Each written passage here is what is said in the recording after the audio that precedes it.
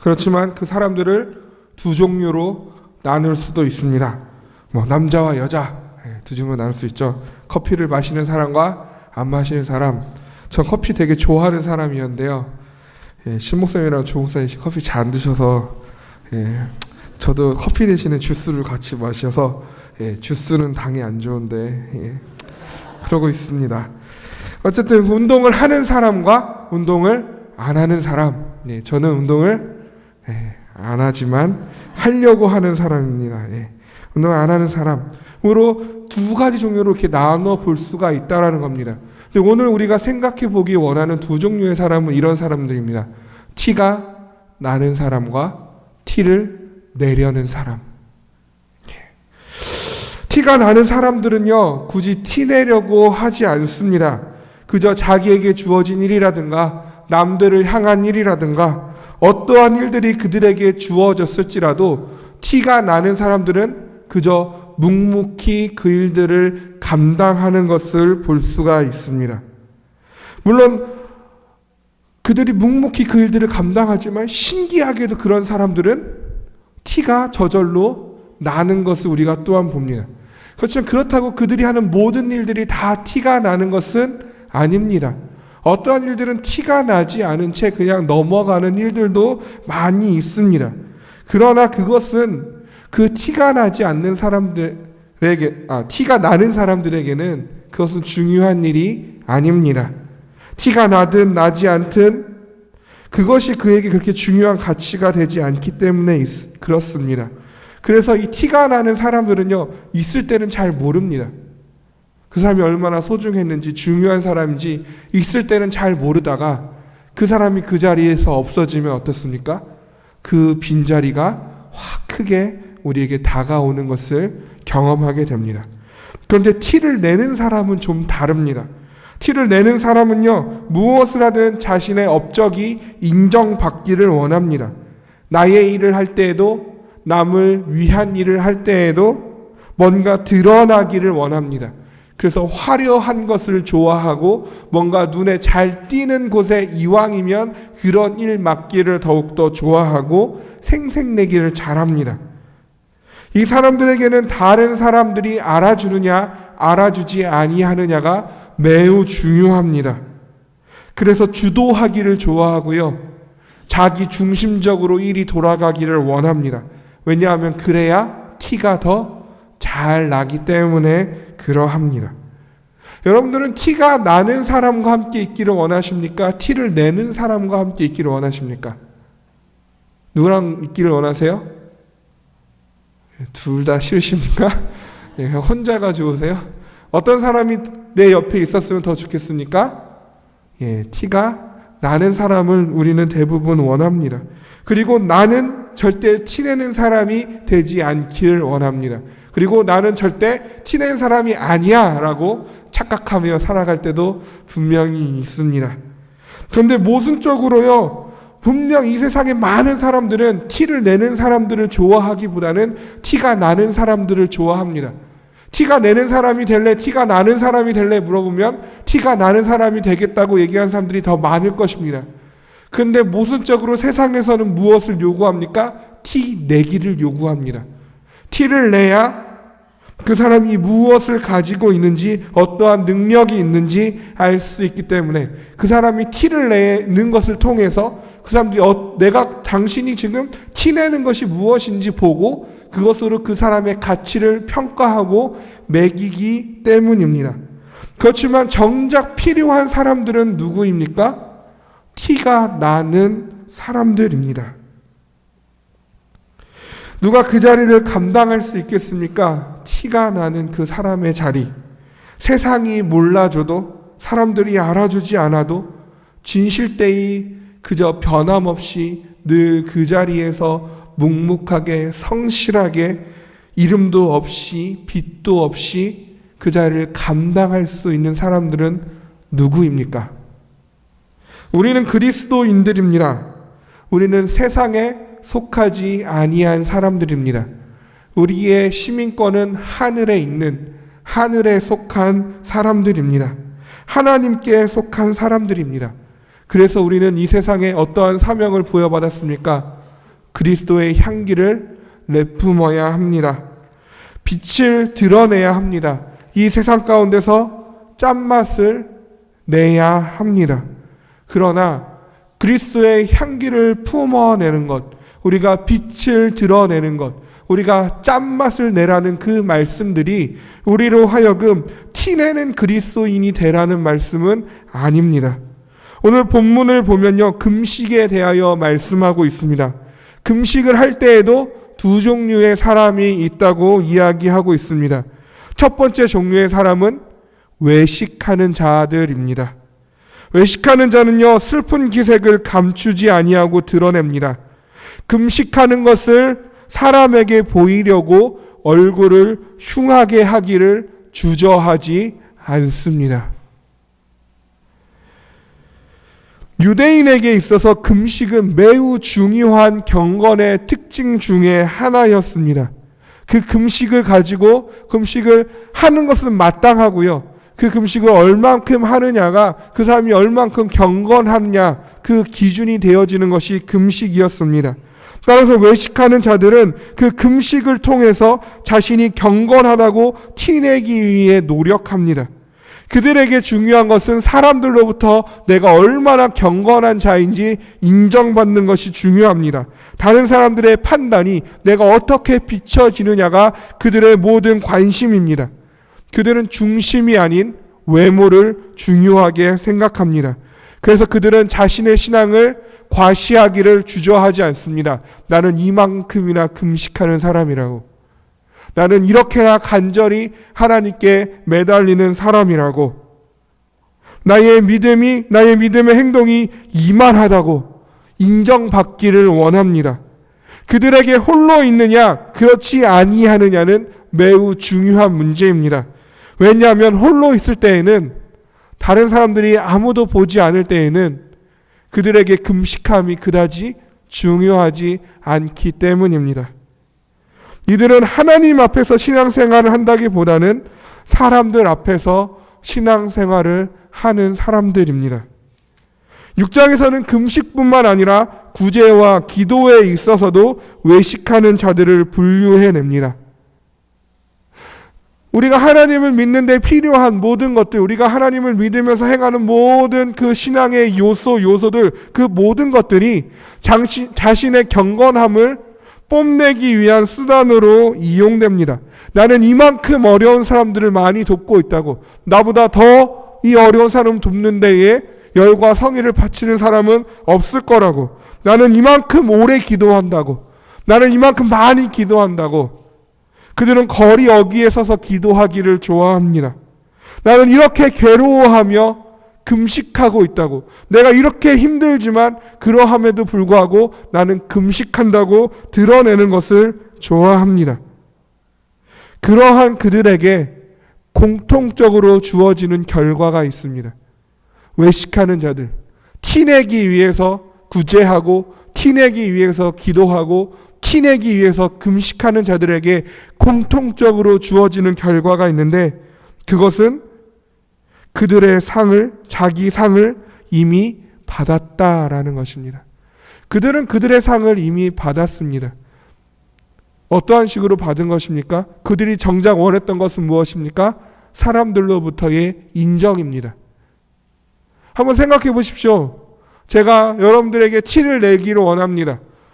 김종경 목사는 막 말씀도 많이 읽는다고, 막 기도도 많이 한다고 티내고 싶어 합니다. 그래서 열심히 그렇게 보여줍니다. 성도님들이 많이 있을 때, 막 저기서도 막 무릎 꿇고 막 기도하고, 막 일부러 막 손들고 찬양하고, 막 뛰면서 찬양하고, 사람들한테 인정받기 위해서. 그러면 어떻게 될까요? 위선적이야, 가식적이야 라고 얘기할까요? 아니요, 먼저 사람들은 어떻게 할까요? 참 믿음 좋아 라고 얘기할 수 있겠죠. 뜻하는 바가 이루어진 것입니다. 외식하는 자들은요, 그것이 그들의 목적입니다. 사람들에게 인정받는 것. 이 세상에서 사람들에게 인정받는 것이 그들의 목적이고, 사람들로부터 그러한 소리를 들었다면 그들의 상은 이미 끝난 것입니다. 더 이상 그들의 신앙의 유익은 없는 것입니다. 만일 교회에서, 직장에서, 가정에서, 이웃에서 내가 행하는 행동들이 사람들에게 보이기 위한 것이라면, 내가 이렇게나 섬기는 사람이라고, 내가 이렇게나 기도하는 사람이라고, 내가 이렇게나 사랑이 많은 사람이라고 외식하고 있는 것이라면 우리의 상은 이것으로 끝이 나 버린 것입니다. 이 외식의 문제는 위선의 문제와 연결되어져 갑니다. 위선이라는 단어는 저를 엄청나게 괴롭혔던 단어입니다. 저는 모태신앙으로 자랐습니다. 늘 초등부 유년부 때 저희 어머니가 저를 주일학교를 유년부 때부터 보내셔가지고요. 예, 저희 어머니가 회개하셨습니다. 예, 내가 더 주일학교 선생님보다 잘 가르친다고 생각해서 주일학교를 안 보내다가 회개하시고 9살 때부터 저를 유년부에 보내셨는데, 그때부터 성가대를 했습니다. 그때부터 교회 일에 모든 것들을 다 쏟아 부었습니다. 교회에서 행사하면요, 학교에 엄마랑 짜고 거짓말하고 조퇴하고, 물론 좋은 건 아니지만 조퇴하고 교회 일에 충성했습니다. 늘 회장이었고요, 총무였고요, 임원이었습니다. 그리고 신학생이 되었습니다. 그 가운데서 저는 위선이라는 단어에 대해서 늘 괴롭힘을 당했습니다. 내가 예배를 이렇게 드리는 것, 내가 찬양하는 것, 내가 기도하는 것, 위선은 아닐까? 늘 너는 교회를 잘 다는 아이니까 많은 선생님들이 종경이는 그래도 걱정 안 하는 아이니까, 늘 교회에서 뭐 하면 안 빠지는 아이니까 그것에 부응하고자 나는 무조건 나가야 돼. 난 예배 잘 드려야 돼. 나는 찬양 열심히 해야 돼. 나는 뭐 해도 빠지면 안 돼. 나는 그러한 위선 속에서 늘 괴로워하였고 그것을 위하여 기도하였고 많이 울면서 정말 나의 믿음의 본질의 모습은 어떠한 형태일까? 나는 지금 어디까지 와 있는가? 내 믿음의 수준은 과연 어디까지 자랐는가? 늘 고민하며 늘 울며 기도하였었습니다. 그러다가 얼마 전에 제가 더 이상 위선에 대해서 경계하지 않고 있다는 것을 발견하게 되었습니다. 제가 더 이상 위선과 거리가 멀어져서가 아니었습니다. 상당히 아차 싶었습니다. 위선을 경계하지 않는다는 것은 무감각해졌다라는 것을 의미하였습니다. 더 이상 고민하지 않게 된 것입니다. 정말 내가 하나님 앞에서 예수 그리스도를 내 마음에 모시고 살아가는가? 목사라는 직분 때문에 이렇게 예배해야지. 내가 목사니까 전도해야지. 내가 목사니까 기도해야지. 설교하는 건 당연한 거지 라고 생각하고 의식조차 하지 못하는 그러한 모습들을 발견하게 되었습니다. 위선을 경계하지 않을 때 이것이 위선인지도 모르고 행하고 있게 됩니다. 더 이상 내게 이러한 외식적인 행동이 하나님 앞에서 나와 하나님과의 그 관계에서 다른 사람을 다 제하여 버리고 나의 직분과 다른 사람의 시선과 내가 갖고 있는 모든 것들을 다 버려버리고 온전히 벌거벗은 모습으로 하나님 앞에 서고 그 모습 가운데 내가 괴로워하고 아파하고 부르짖는 그 부르짖음이 더 이상 나오지 않는다라는 사실이 저로 하여금 아차하게 만들었습니다. 저는 좋은 설교자가 되기를 원합니다. 그래서 늘 설교자에 대한 욕심을 가지고 있습니다.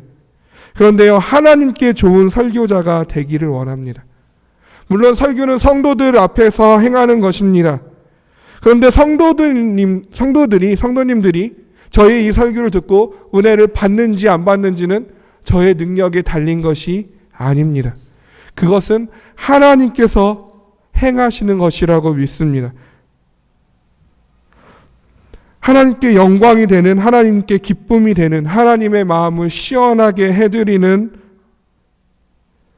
설교를 했는지 안 했는지 그것을 분별하는 것이, 그것으로 인하여 씨름하고 그것으로 인하여 부르짖는 것이 더 중요하다고 생각합니다.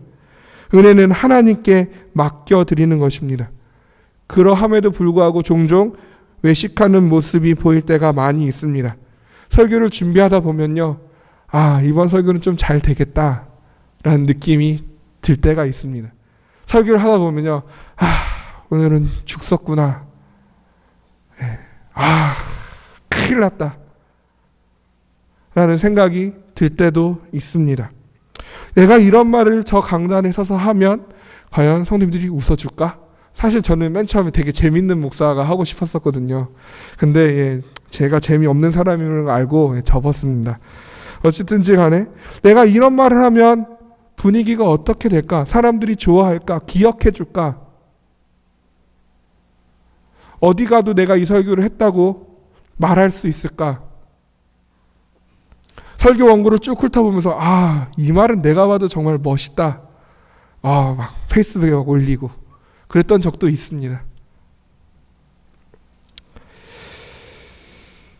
무슨 기준으로 그렇게 한 것입니까?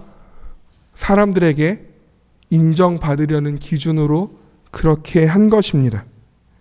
내가 말씀대로 살고 있는지, 내가 오늘 이 말씀을 전해야 되는데 내가 전하는 이 말씀대로 내가 살아가고 있는지, 과연 내가 이 말씀을 전할 자격이 있는지, 자격이 없음에도 불구하고 이 말씀을 전해야 하는데 내가 무엇을 의지하여서 이것을 할 수 있을지, 내가 하나님밖에 의지할 수 없다고, 하나님밖에 찾을 분이 없다고, 나는 죽고 하나님만 드러나게 해달라고 그렇게 부르짖는 그러한 기도가 멈춰버리게 된다라는 것입니다. 목사라는 티를 내기 위해서 하는 모든 모습들을 아무렇지 않게 받아들입니다. 이것이 외식하는 자의 모습입니다. 그들은 본인들이 무엇을 잊고 있는지 모릅니다. 아무렇지도 않게 행합니다. 아무렇지도 않게 자신의 공로를 높이고 만족하면서 행합니다. 아무렇지도 않게 그저 사람들 가운데 인정받기를 원하고 이것이 하나님께 기쁨이 된다고 착각하며 살아갑니다. 그러한 그들의 상은 이미 받고 끝나버린 것입니다. 우리가 가져야 할 모습은 무엇입니까? 어떻게 구제해야 하고 어떻게 기도해야 하고 어떻게 금식해야 하는 것입니까? 오른손이 하는 것을 왼손이 모르게 구제해야 하는 것입니다. 자신의 기도의 골방에 들어가서 문을 닫고 기도해야 하는 것입니다. 자신을 깨끗하게 하고 머리에 기름을 바르고 금식하는 것입니다. 누가 보는지 아니 보는지가 중요하지 않습니다. 나의 공로가 드러나는지 아닌지, 인정받는지 못 받는지가 중요한 것이 아닙니다. 그저 하나님 앞에서 내가 묵묵히 나의 그 신앙의 길을 걸어가는 것입니다. 분명 우리는 세상 속에서 티가 나야 합니다. 티가 나는 그리스도인들을 티를 내려고 노력하기보다는 그저 말씀대로 묵묵히 성실히 살아냅니다. 때로는 그들의 믿음이, 신앙이, 그들의 금식이, 구제가, 기도가, 전도가 인정받지 못하고 드러나지 못한다 할지라도, 이름도 없고 빛도 없이 지나가 버린다 할지라도 흔들리지 아니하고 실망하지 아니하고 꾸준히 한결같이 예배하며 찬양하며 기도하며 말씀을 보고 말씀대로 섬기며 살아가는 것입니다. 누구와 같이 있거나 홀로 있거나 별반 차이가 나지 않습니다. 왜냐하면 티가 나는 그리스도인들은 언제나 하나님 앞에서 사는 자들이기 때문에 그러합니다. 여러분들은 티가 나는 그리스도인입니까? 아니면 티를 내는 그리스도인입니까? 여러분들은 하나님 앞에 살면서 티가 나는 그리스도인이 되시기를 원합니까? 여러분은 사람들 앞에서 티를 내는 그리스도인이 되시기를 원하십니까? 우리 모두가 하나님 앞에 사는 자들이 되기를 원합니다. 우리 모두가 그저 묵묵히 성실히 말씀대로 살아가는 자들이 되기를 원합니다. 우리 모두가 그렇게 티가 나는 그리스도인들이 되기를 주님의 이름으로 축복합니다. 티가 나는 그리스도인들이 되기 위한 가장 중요한 원칙이 오늘 본문에 또한 나와 있습니다. 18절 함께 읽기를 원합니다. 함께 읽겠습니다. 이는 금식하는 자로 사람에게 보이지 않고 오직 은밀한 중에 계신 내 아버지께 보이게 하려 함이라. 은밀한 중에 보시는 내 아버지께서 갚으시리라. 아멘. 18절에 아주 중요한 원칙이 들어가 있습니다. 오직 은밀한 중에 계신 내 아버지께 보이게 하려 함이라. 은밀한 중에 보시는 내 아버지께서 갚으시리라. 모든 것을 다 아시는 하나님입니다. 은밀한 중에 보시는, 내가 다른 사람들과 있든지 아니면 내가 홀로 있든지 내가 어디에 있든지 어디에나 계셔서 나의 모든 것들을 다 보시고 들으시고 감찰하시는, 은밀한 중에 보시는 그 하나님이십니다. 우리는 그 하나님과 늘 함께 있는 것입니다. 그 하나님에 대하여 어떻게 생각하십니까? 그 하나님, 은밀한 중에 계셔서 모든 것들을 아시고 보시는 하나님이 나의 아버지의 사실이 감격스럽고 감사하십니까? 그와 동시에 그 하나님이 두려우시지는 않으십니까? 우리에게 은밀히 보시는 하나님께 대하여 감사함이 늘 있어야 할 줄로 압니다. 그러나 분명한 것은 그와 동시에 나와 늘 함께 하신 하나님을 향한 두려움도 우리 가운데 공존해야 할 것입니다. 그런데 감사와 두려움 가운데 우리는 대부분 감사는 기억합니다. 그렇지만 두려움을 놓치는 경우는 많이 있습니다. 작은 신음에도 응답하시는 하나님, 내가 남들에게 말 못할 나의 어려움도 다 아셔서 갚아주시는 그 하나님에 대한 감사는 늘 우리 마음에 가득합니다. 그리고 그 하나님께 하나님 다 아시죠? 라고 간구하고 기도합니다. 그러나 그 하나님 동시에 어떠한 하나님이십니까? 나의 모든 행동을 달아보시는 하나님이심을 기억하기를 원합니다. 하나님은 어디에나 계셔서 모든 것을 다 아셔서 나의 생각, 나의 행동, 나의 말, 모든 것들을 다 아십니다. 내가 사람들과 함께 있을 때는 어떻게 행하는지, 내가 홀로 남아 있을 때는 어떻게 행하는지 그 모든 것을 다 아십니다. 나의 지금의 이 믿음이 참 말씀대로 살아가고 있는 삶인지 그저 보이기 위한 껍데기에 불과한 경건인지 하나님은 알고 계시다라는 것입니다. 그 하나님 앞에 산다라는 것은 그러한 것입니다. 하나님 앞에 감사함으로 서십시오. 그와 동시에 하나님 앞에 두려움으로 서시기를 원합니다. 티를 내는 신앙을 가진 자들에게 예수님은 그들은 이미 자기 상을 다 받았다고 말씀합니다.